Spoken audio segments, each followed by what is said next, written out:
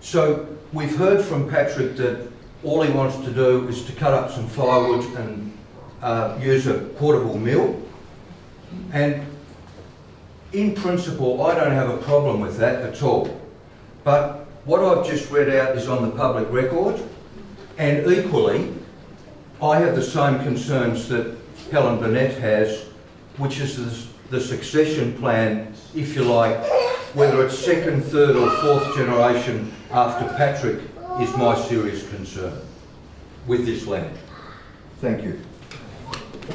All right then. We'll throw it open to the floor now. Any questions or comments down the front here? If you'd also like to say who you are too, that'd be handy, thanks. My name's Kevin Donovan. I live at 136 Pottery Road. I'm a life member of the Lenah Valley Volunteer Fire Brigade. I suppose that's all you need to know.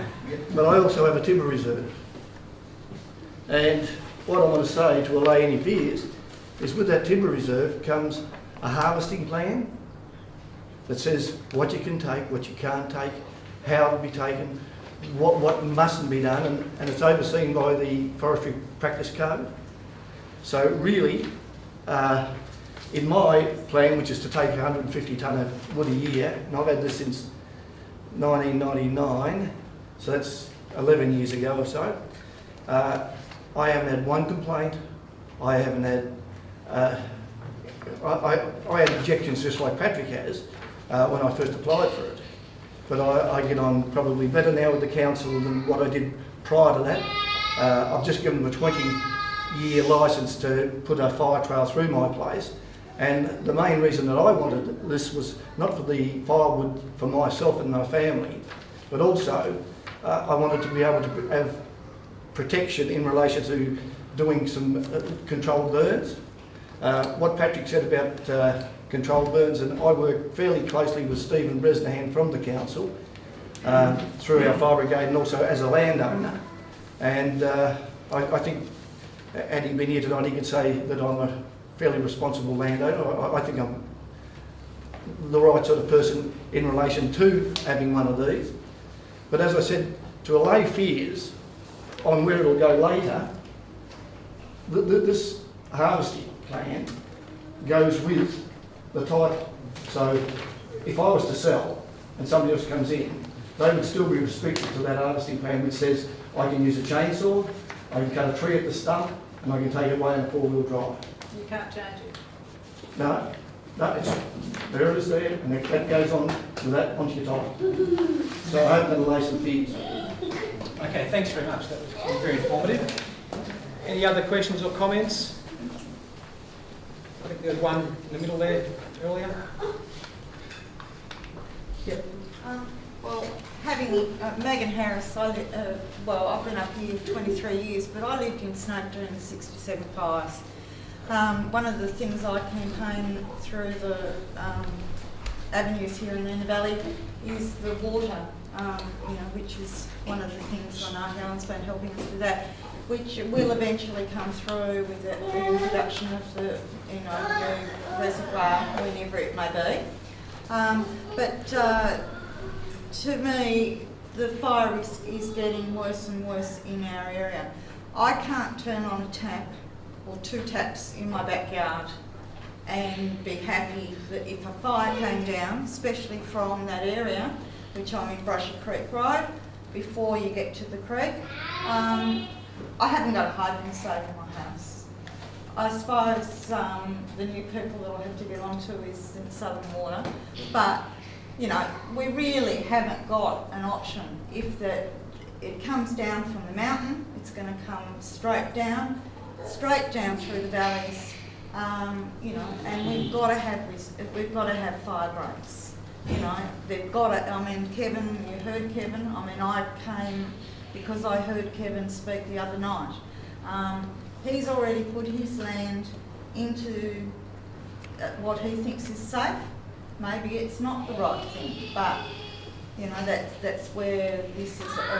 We've been lucky enough to have this meeting. We can have a sort of a vote to see. I take it to see whether we think that one way, the other way.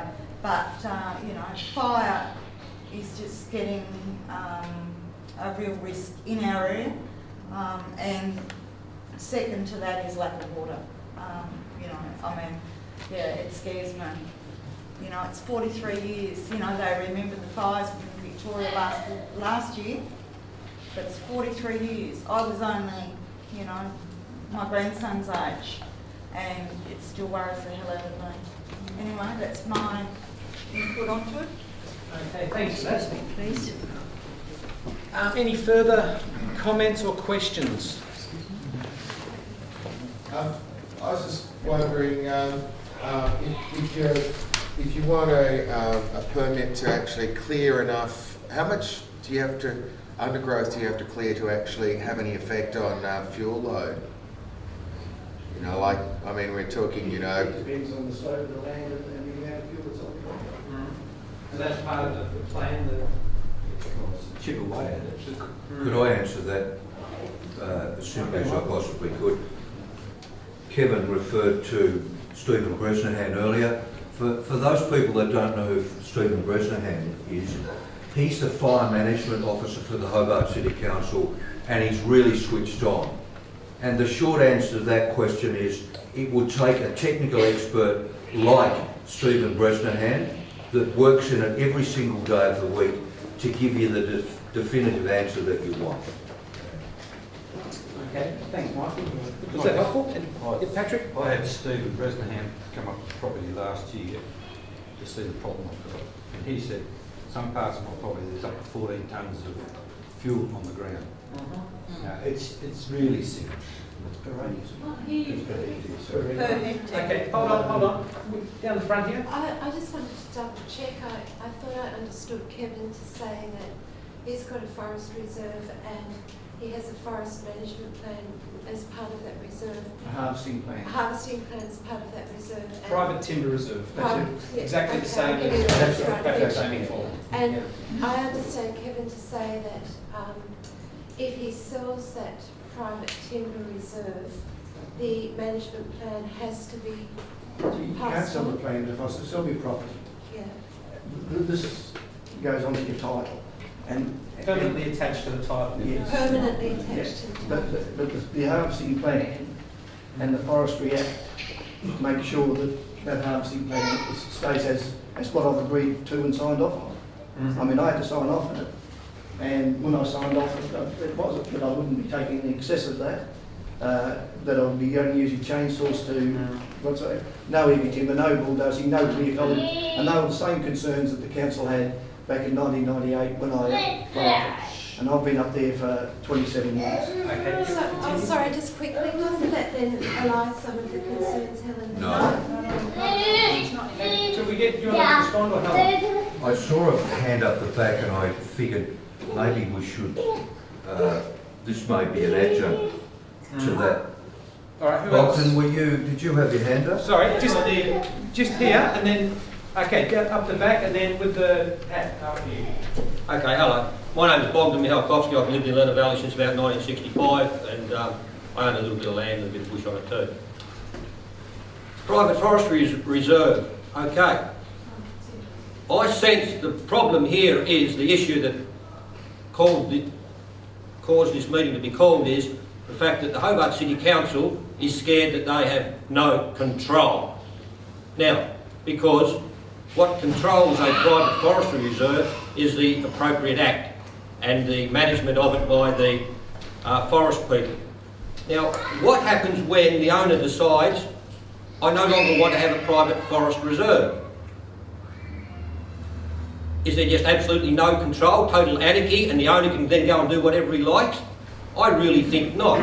I'm sure that if you all of a sudden don't want to have a private forest reserve, and you have it cancelled, however, whichever way you go about doing that, I'm sure that then the local council's planning scheme takes over.